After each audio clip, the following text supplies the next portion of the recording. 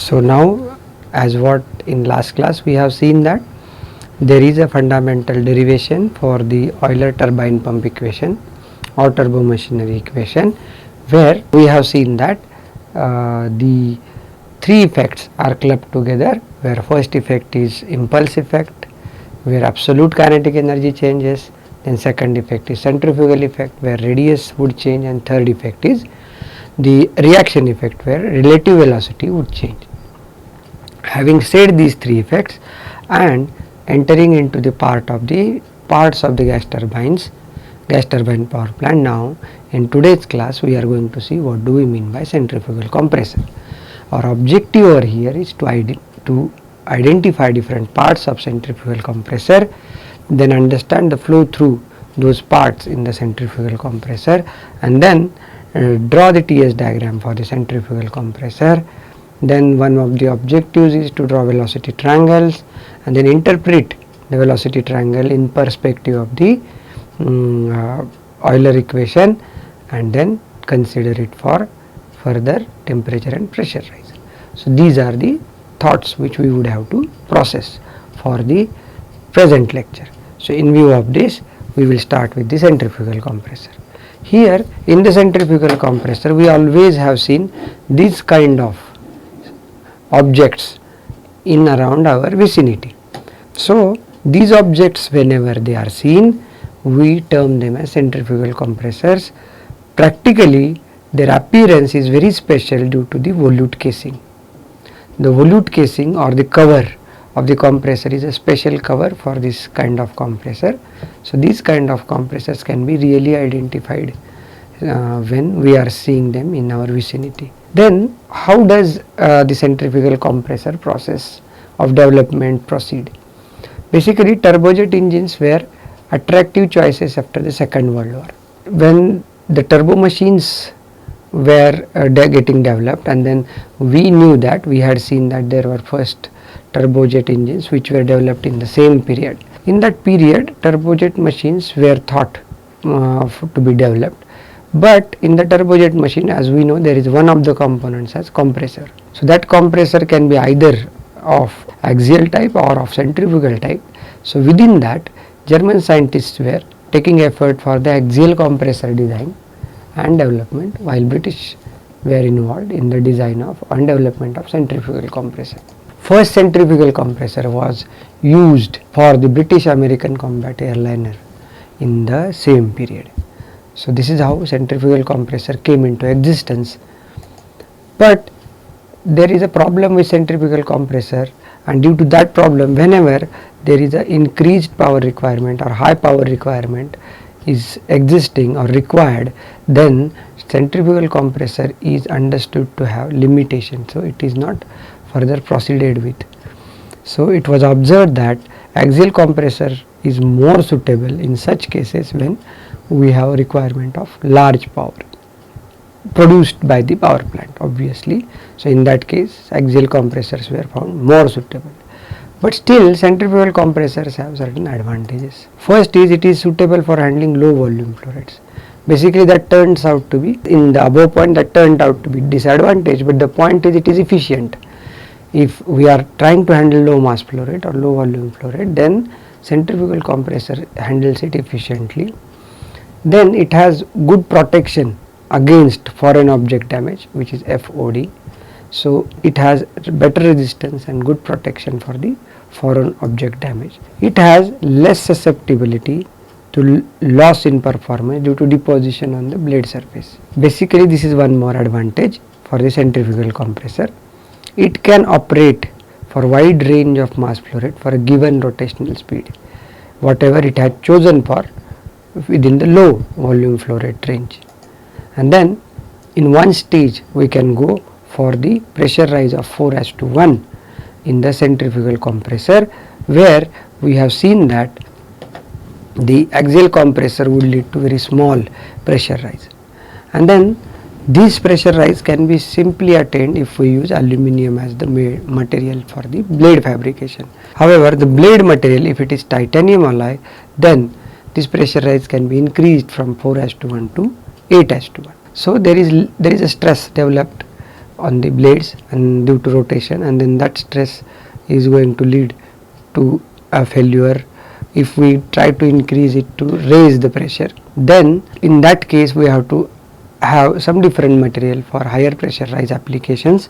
So for that all sake, when titanium alloy is used, then we can go with higher pressure rise.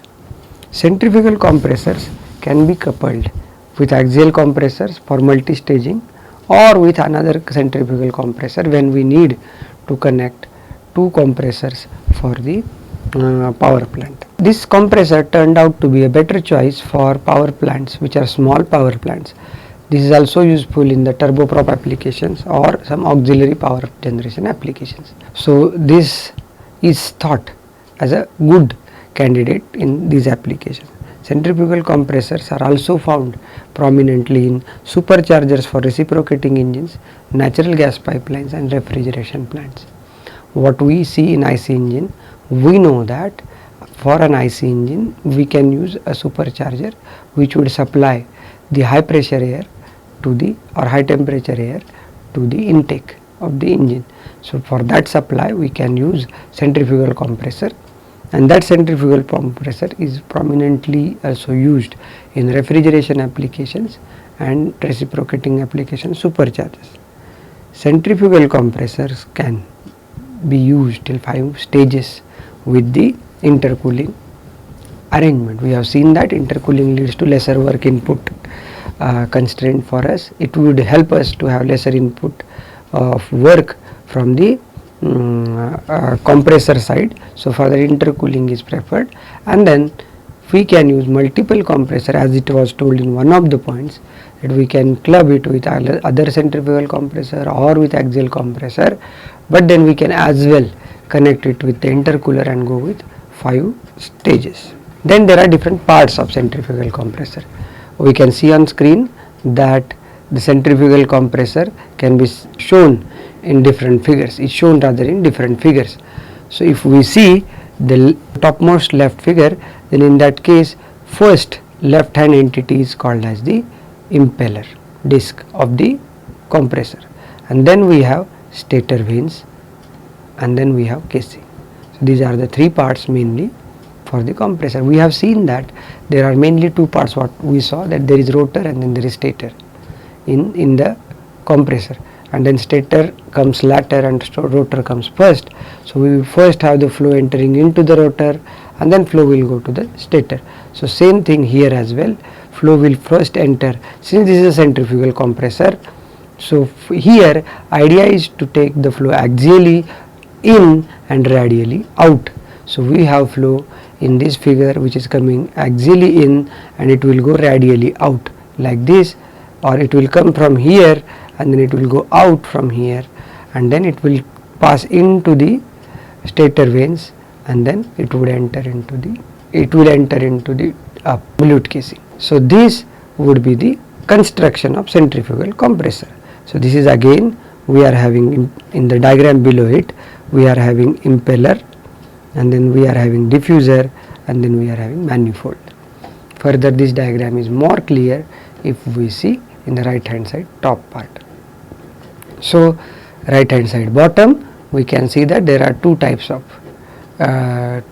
figures where we are seeing that those are impeller discs. So these are also shown in this slide. There is one more entity which is called as shroud, and we are going to see that shroud is mainly used to avoid the flow between the high pressure side of the blade to the low pressure side of the blade.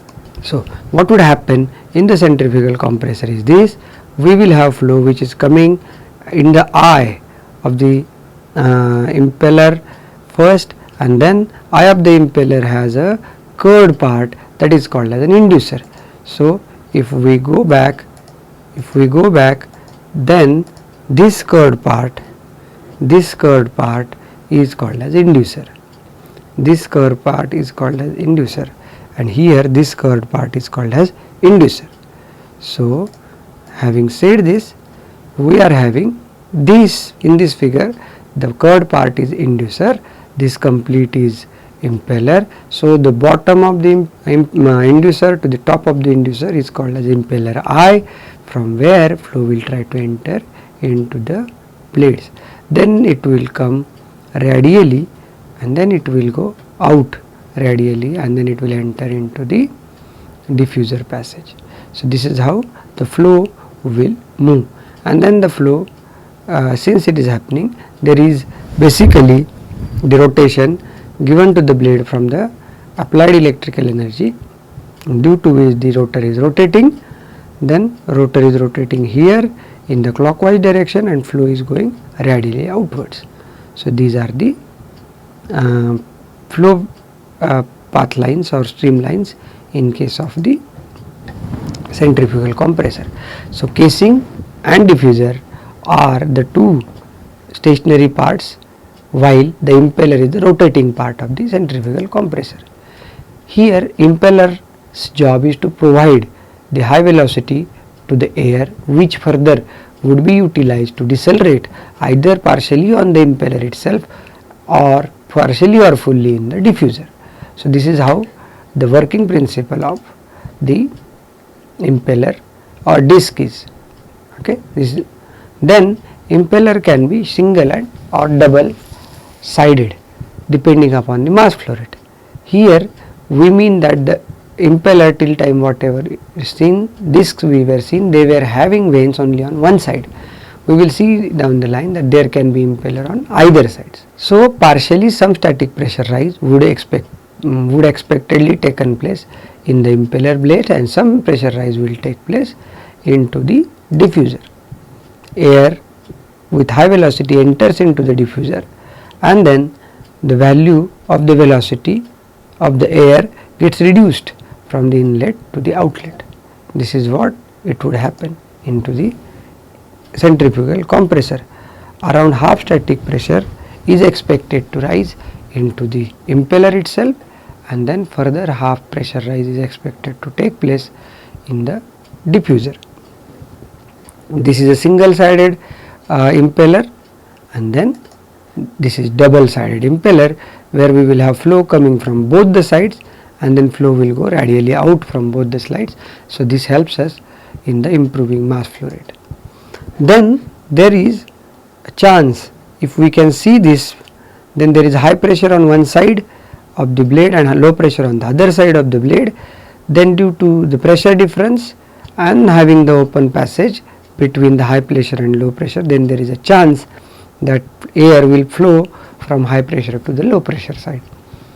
So as to avoid this pressure, avoid this flow, we can close this passage as possible as we can using the shroud, so which is called as impeller shroud.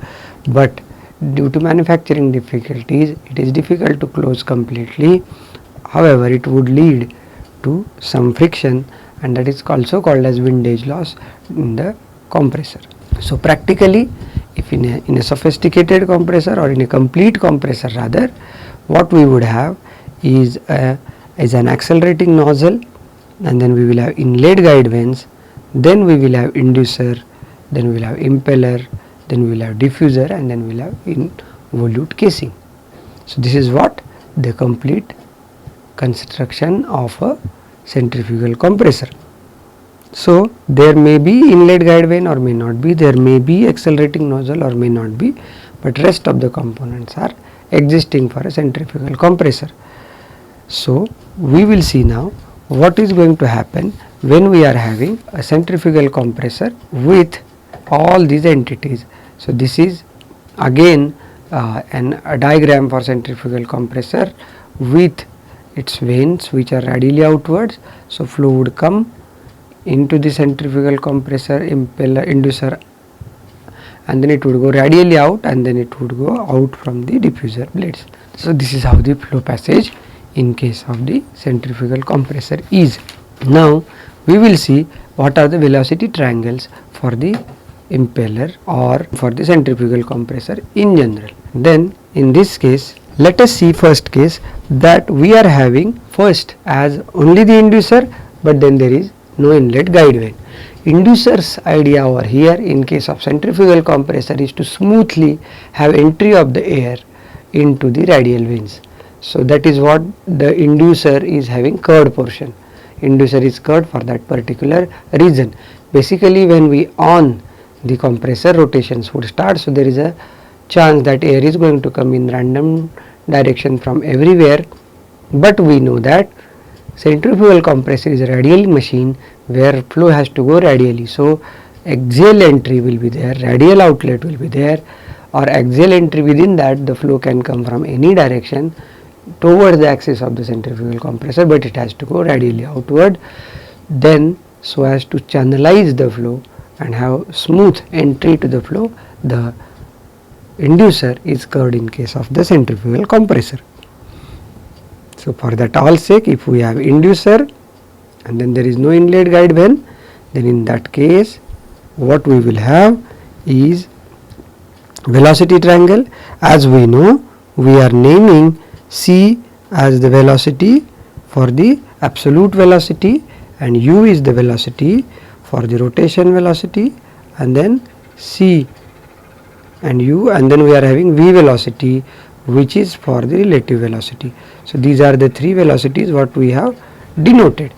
Then further, C velocity has three components, one is axial component, one is whirling component, and third is our radial components. There are three components for the velocity, which is absolute velocity, and absolute velocity is summation of two vectors, which is relative velocity vector and tangential velocity vector. So flow is expected to come from bottom and it is going to go from the top. So here further what would happen is flow would come enter tangentially into the inducer. This is inducer of the compressor. So this is inducer of the compressor, and then we are having velocity entering tangentially to it, so we will say it as V1, but inducer is rotating, so this is basically the rotational speed U1 in this direction. If you remember and if you go back, then we can see here that this is the direction of rotation as it is shown over here for the impeller, and this is the inducer. The plane in which we are drawing this velocity triangle is the plane which is tangential, which is rather horizontal plane which is passing through the inducer or mid height of the inducer. So this is where we are trying to plot this velocity triangle. So that's where we are saying that it is U is a tangential velocity. But since we are not having any inlet guide vane, we expect that flow will come axially. So C1 is equal to CA1. So this is what the velocity triangle it would look like. We will here onwards, you should remember that for us we will use beta is the angle for the relative velocity and alpha is the angle for the absolute velocity. So we have a completely absolute velocity at the intake of the inducer, and then we have partially U velocity, but then there is no whirl velocity. And here we are since drawing the velocity triangle on the horizontal plane, then there is no radial velocity as well in case of this intake inlet velocity triangle. Further, if we consider a case that now we are having some inlet guide vane, then if we are having inlet guide vane, then we will have the velocity triangle along with the inlet guide vane. So for that all sake, let us draw the inducer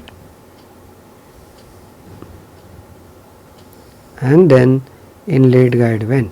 So this is inlet guide vane and this is inducer.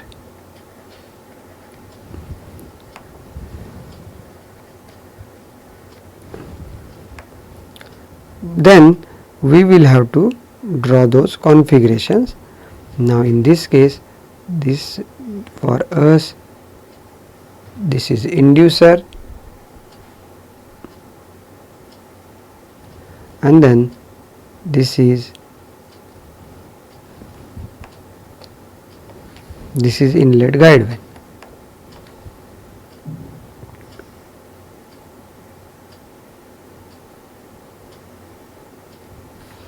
In this case, we expect the velocity C1 to be approaching in this direction, but relatively it will enter in this direction, and then this would turn out to be the u velocity, which is where we will have alpha 1 as the angle of the absolute velocity, but in this case beta 1 is equal to 90 degree.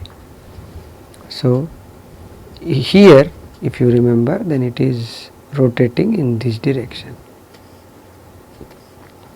So inducer is rotating in this direction, and then velocity is coming axially in, but in between we have inlet guide vane. So inlet guide vane's job is to let it enter smoothly into the blades. So having said this as velocity triangles, now we have to draw velocity triangle for the rotor.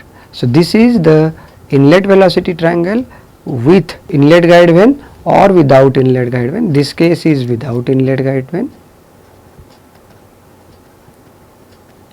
Without inlet guide vane, and this is with inlet guide vane. Now we will have to draw the velocity triangle for the rotor. So in the rotor case, there are three options for us. Within that we will choose first an option where we are having radial entry of the blade, or where we are having radially outward blade for the centrifugal compressor. Then let us draw a sample blade for the centrifugal compressor, and then we will draw the velocity triangle for that case. So here we are having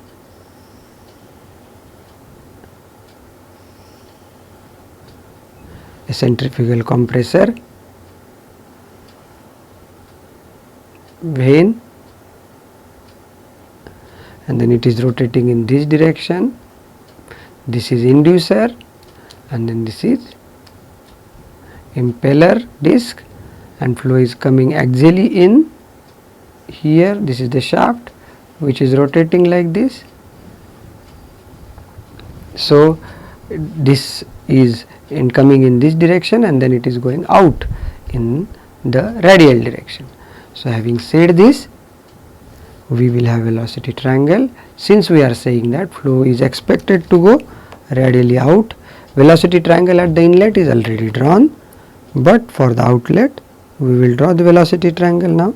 Velocity triangle at the outlet is expected like this. Velocity of the flow will go radially out, and then this velocity is V2, which is going radially outward, but at this point we know that there is a tangential velocity in this direction, which is U2.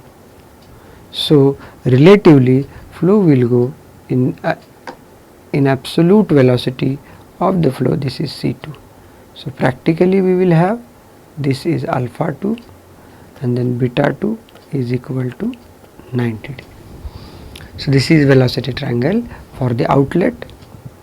So if we see, then this part is for inlet and this part is for outlet. So this is outlet velocity triangle in case of the radial vanes, but vanes need not be radial in case of a centrifugal compressor.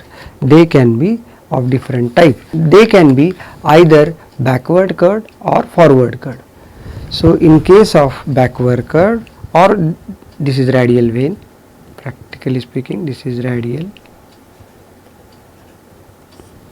In case of backward curve, what we have, we will draw for backward curve. Velocity triangle will be different at the outlet, but the inlet velocity triangle would be same. So in case of backward curve, we will have blades which are not radial but they are backward curve, and then in case of radial we have blades which are radially outward, and in forward curve we have blades which are forward curve. So these are blades.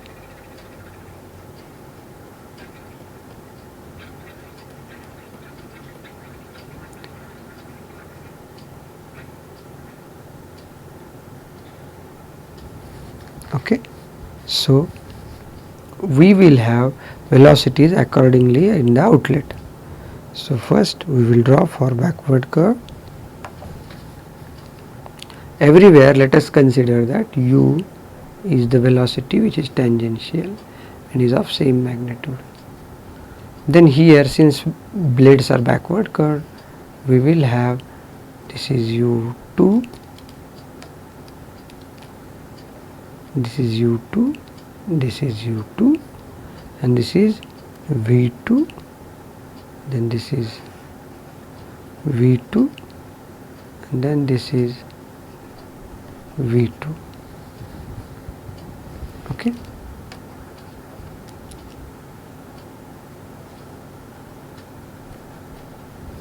This is v2. Now in this case these two vectors would add, and we can know that these vectors would lead to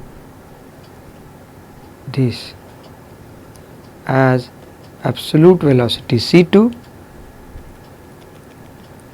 and this would lead to absolute velocity c2,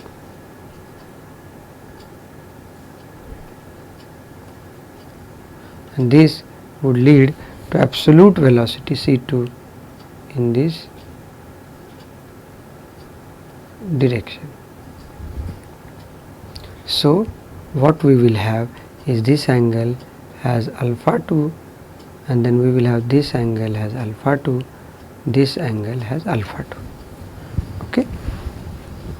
And then accordingly we can decompose it into whirling component and radial component for the absolute velocity. So in that case we can draw the velocity triangle for the blades of the impeller. So in such a case, let us draw the velocity triangle for the radial blade. So for the radial blade, what we have is this as v2, then this is u2, and then we will have c2 as the velocity, which is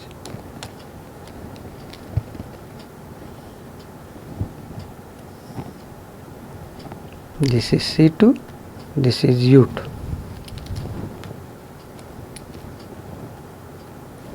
And then this is for radial, as what we had drawn earlier. In case of backward facing, we have this as v2, this as u2, and then this is c2. This is backward. And in case of forward, we are having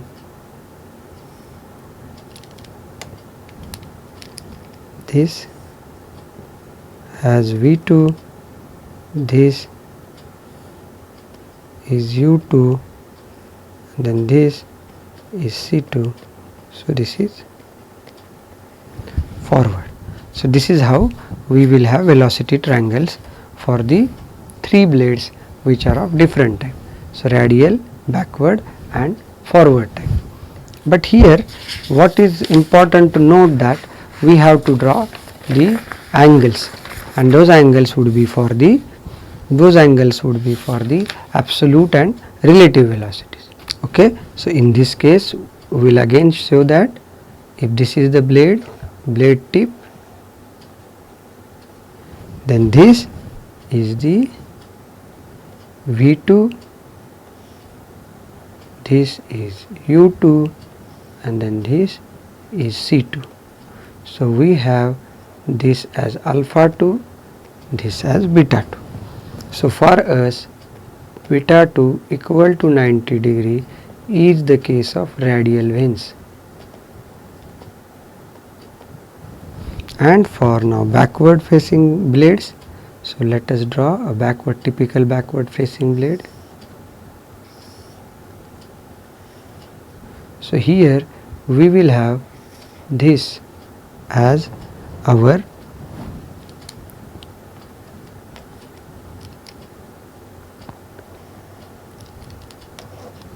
this as our v2, which is V2, and then this is the tangential velocity, which is U2. So this would turn out to be the, in this case this would turn out to be the C2. So for C2 we have to decompose it.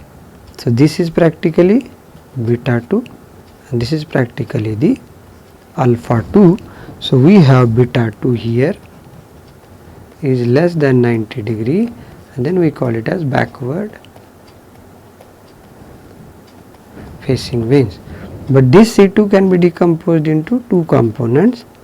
One component is CR2 and other component is CW2, and we had seen that this CW2 appears, which is a whirling component, and CR is a radial component, and this whirling component appears in case of the work input formula for the compressor. Now if we will draw the case for forward facing vanes, then let us draw that. So this is forward facing vane. So in this case we have V2 here, then we have U2,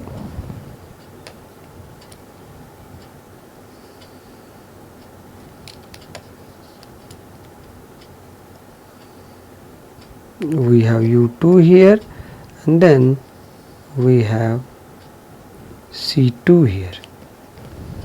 We have C2 here. So accordingly we get CR2, and then we will get complete this as CW2. So this is how velocity components would get decomposed for beta 2, which is greater than 90 degree, and that is for forward facing vanes. Actually, in principle, practically people try to use beta 2 is equal to 90 degree radial vanes, since it is simple to fabricate.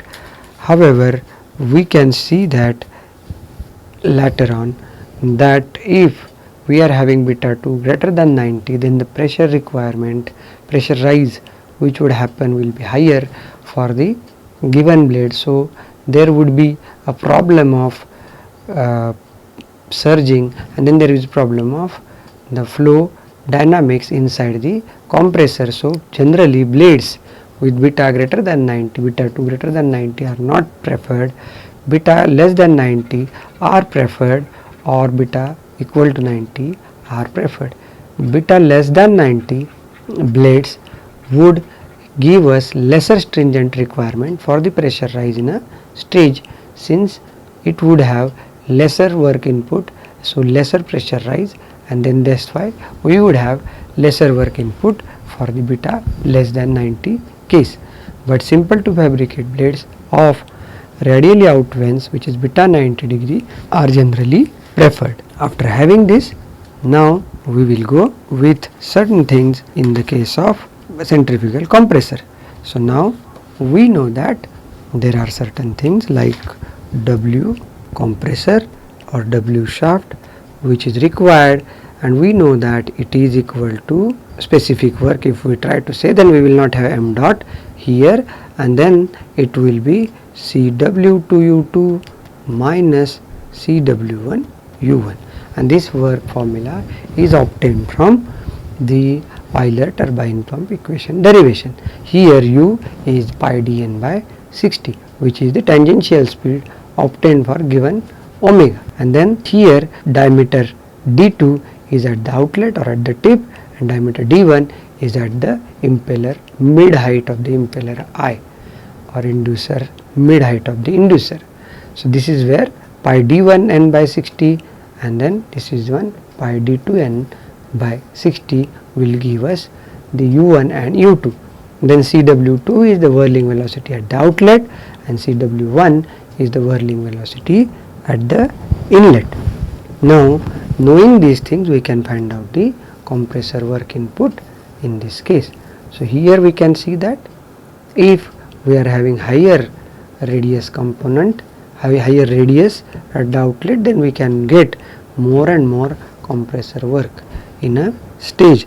So that increases the frontal area of the compressor, and due to which this compressor is not preferred, since it would lead to more drag for the aircraft engine. So this is one of the major reasons why centrifugal compressors are not opted for aircraft engines, since they lead to more drag, since for higher pressure requirement their surface area increases, frontal area increases.